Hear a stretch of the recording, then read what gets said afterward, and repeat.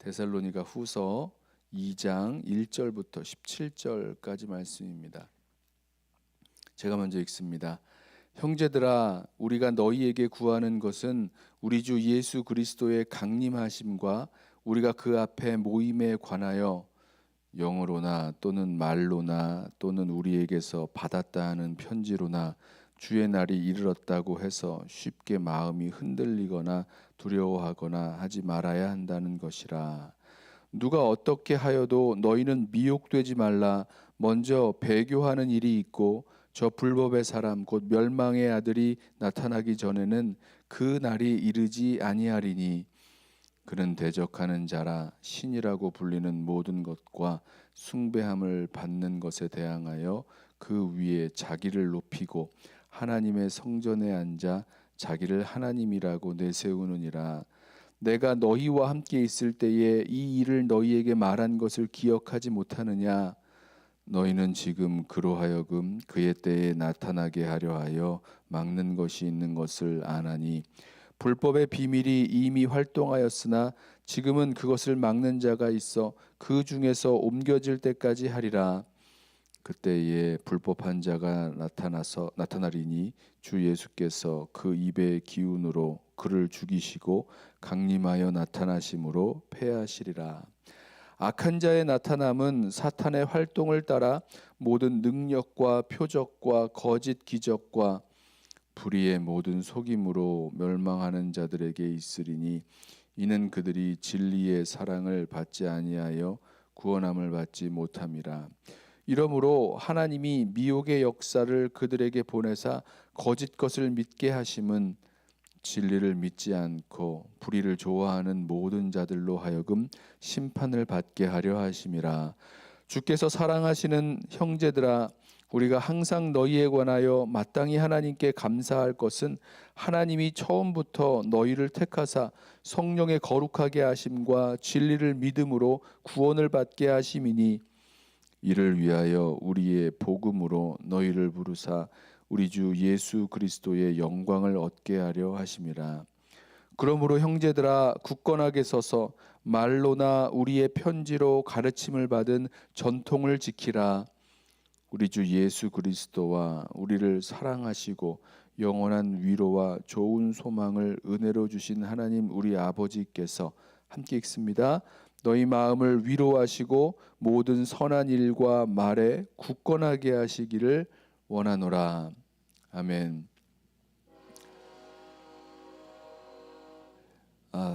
이 데살로니가 교회는 주 예수 그리스도의 강림에 관하여 주의 날이 이미 왔다, 아니면 주님의 날이 가까이 이르렀다라고 해서 이 마음이 흔들리거나 두려워하는 그런 상황 가운데 있었습니다. 오늘 이 데살로니가 후서 2장 말씀을 보면 그렇게 주의 날이 이르렀다고 해서 마음이 흔들리거나 두려워하지 말아야 된다라고 지금 말씀하고 있죠.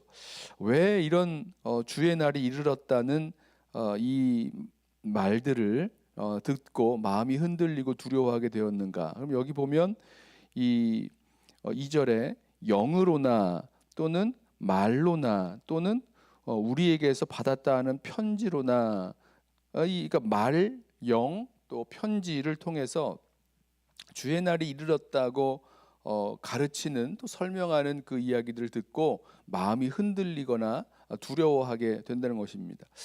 자, 근데 여기서 우리 한번 먼저 짚고 넘어갈 것은, 여러분, 주님의 날이 어떻게 임합니까?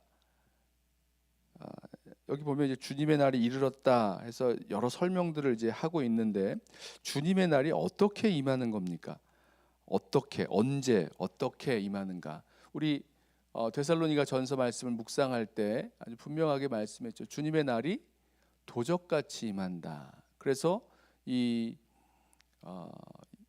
갑자기 멸망하게 된다. 멸망받는 자들이 갑자기 멸망받는다. 이런 말씀을 하셨어요. 우리가 잠깐 앞으로 넘어가 볼까요? 데살로니가 전서 5장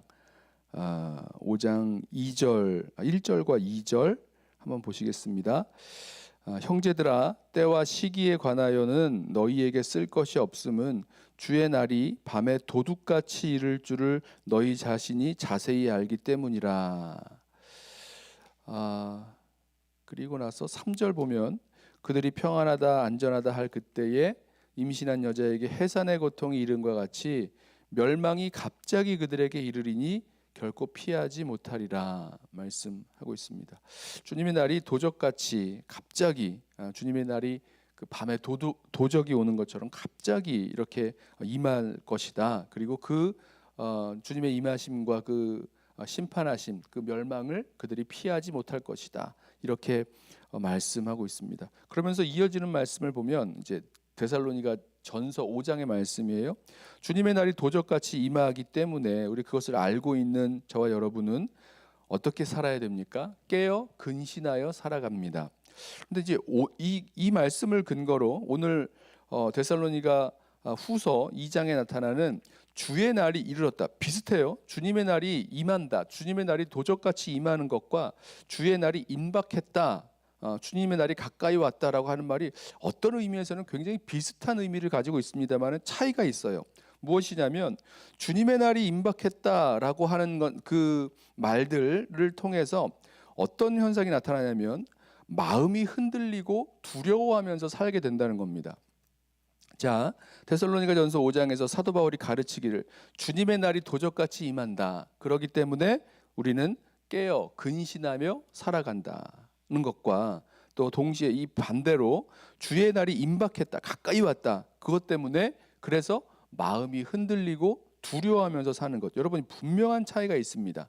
오늘 데살로니가 후서 2장의 말씀은요. 주님의 날이 임박했다라는 이렇게 가르치고 또 이것 때문에 마음이 흔들리고 두려워하면서 살면 안 된다. 두려워하지 말아라. 이 일을 위해서 설명하고 있다는 겁니다. 자, 어떻게 해서 주의 날이 임박했다라고 설명하냐면 여기 보면 영으로나 말로나 아니면 우리에게서 받았다고 하는 편지로나 이런 것들을 통해서 주님의 날이 이르렀다고 설명하는 거예요. 여기서 영이라는 것은요 아마도 성령을 통해서 어떤 예언을 한 것 같습니다. 또 말이라는 것 이러저러한 뭐 현상들을 가지고 하는 그런 말들이 있는 거죠. 그리고 바울이 보냈다고 하는 편지 혹은 어떤 말씀을 가지고 여기저기 붙여다가 그것을 가지고 설명하는 거죠. 주님의 날이 임박했다라고 설명을 합니다. 그래서 주님의 날이 임박했다라는 것을 말을 듣고 흔들리는 거죠. 마음이 쉽게 흔들리고 두려움 가운데, 무서움 가운데 움직여지는 것. 그리고 결국은요, 이렇게 주의 날이 임박했다라는 그 설명을 가지고 두려움을 주고 그 두려움을 가지고 사람들을 조정하면서 살아가게 되는 그런 일들이 벌어지죠. 자기의 모든 재산을 다 팔고 모이게 한다거나 들어오게 한다거나 아니면 그 두려움을 이용해서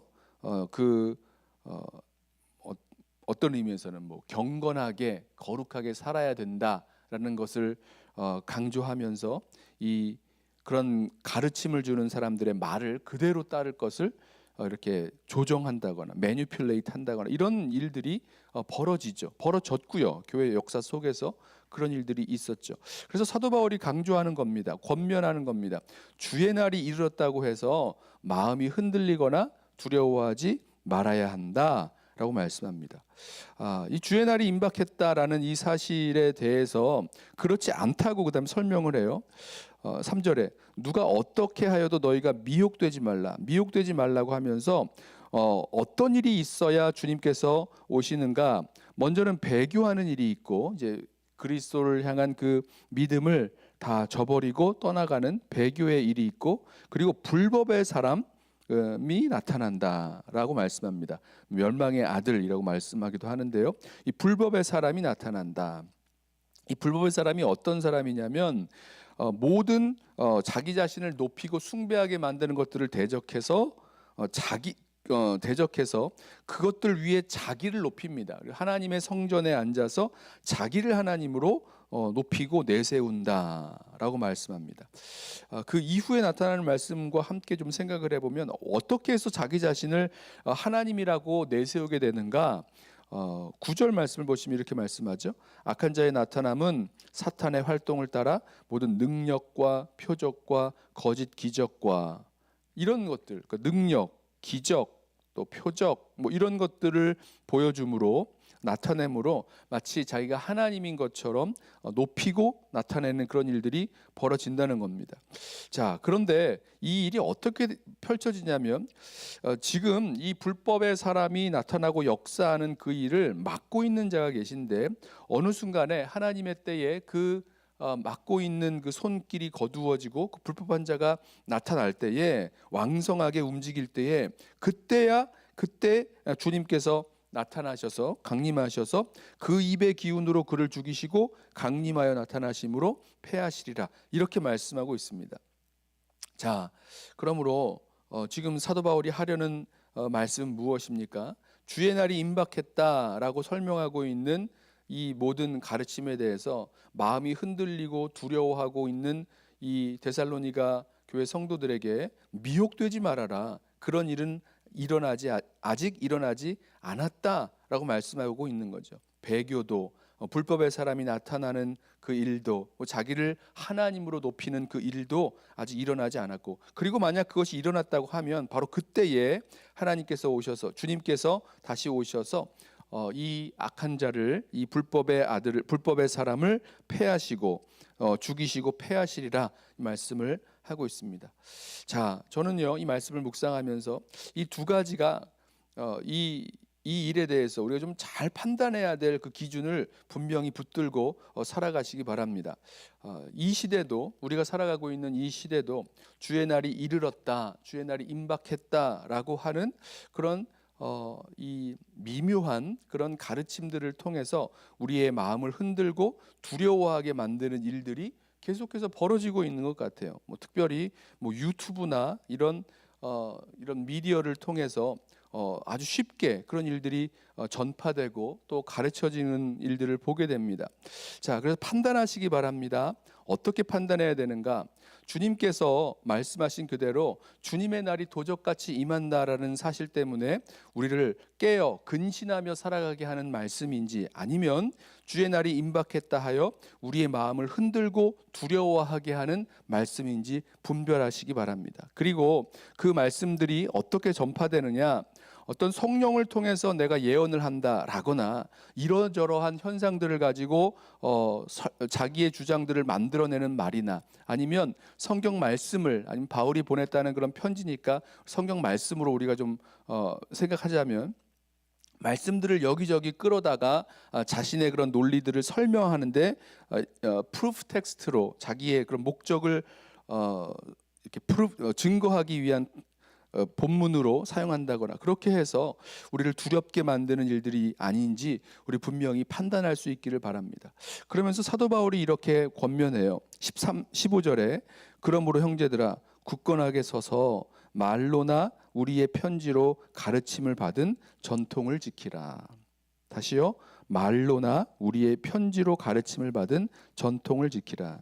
이 말씀은요 무슨 말씀이냐면 우리가 하나님 말씀을 통해서 예수님의 말씀을 통해서 배운 것들 또 사도들의 가르침을 통해서 배운 것들이 있는데 이런 것 말고 뭔가 새로운 것들을 설명하고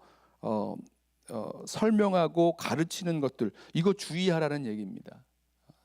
뭔가 그런 것들이 우리를 혹하게 만들죠.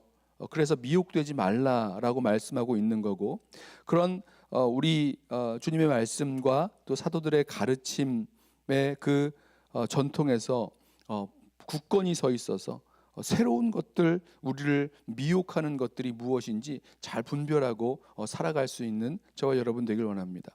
특별히 이 시대가 아까 말씀드린 대로 유튜브나 다른 이런 소셜 미디어를 통해서 아주 쉽게 이런 것들을 듣게 되고 또 접하게 되는 일들이 많이 있는데 그런 것들을 볼 때에 판단하면서 잘 분별하면서 볼 수 있기를 원합니다. 그리고 그 판단이 정말 말씀에 근거해서 주님께서 우리에게 주신 말씀에 근거해서 판단하기 위해서는 우리가 그 말씀을 주님께서 우리에게 주신 그 말씀을 제대로 잘 붙들고 있어야 될 줄로 믿습니다. 아무쪼록 우리들 믿음의 여정 가운데 주님의 날이 도적같이 임한다라는 이 사실을 붙드시고 깨어 근신하며 살아갈 수 있는 저와 여러분 되시기를 주님의 이름으로 부탁하며 축원합니다. 기도하겠습니다. 사랑과 은혜가 많으신 우리 주님 감사합니다. 주님의 날이 임하였다고 또 임박했다고 가까이 왔다고 성도들을 속이고 또 그 마음을 흔들고 두려워하게 만드는 그런 세상이 하나님 오래전부터 교회 안에 있었고 또 지금도 그러한 상황들이 우리들 가운데 있는 것을 보게 됩니다. 주님 붙들어 주셔서 이런 헛된 가르침, 미혹하는 말들에 흔들리지 말게 하시고 주님께서 우리에게 말씀으로 가르쳐 주신 그대로 그 말씀의 전통을 따라 잘 굳건하게 서 있을 수 있도록 주여 인도하여 주옵소서. 주의 날이 도적같이 임할 것이기에 우리는 늘 깨어 근신하며 살아갈 수 있도록 우리 모두를 붙들어 주옵소서. 감사하며 예수님의 이름으로 기도드리옵나이다. 아멘.